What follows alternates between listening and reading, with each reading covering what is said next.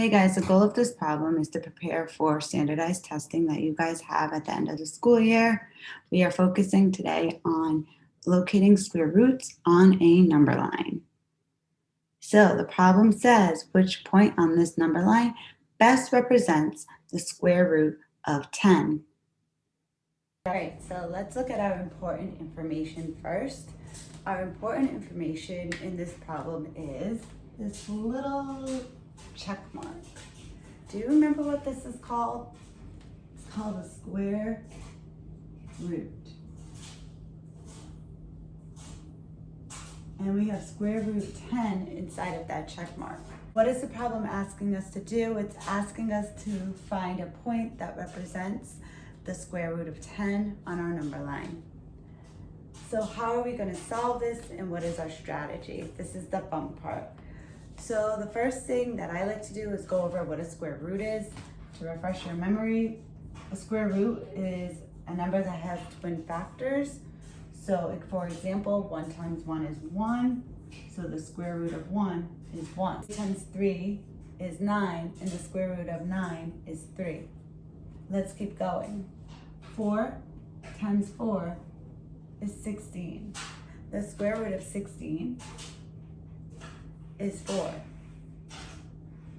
And 5 times 5 is 25. And the square root of 25 is 5.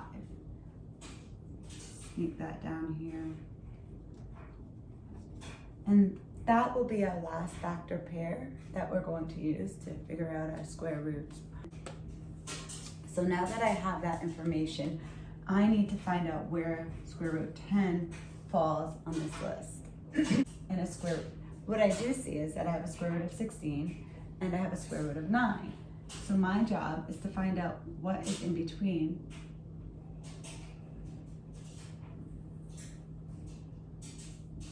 I know that the square root of 10 will fall in between the square root of 9 and 16. So square root 10 will be closer to 9, to the square root of 9. I know the square root of 9 is 3, and the square root of 16 is 4. So my answer is going to be about 3.1. So now let's locate this on our number line, or the square root of 10 is closer to the number 3. So my answer B, the number closer to 3 and in between 3 and 4.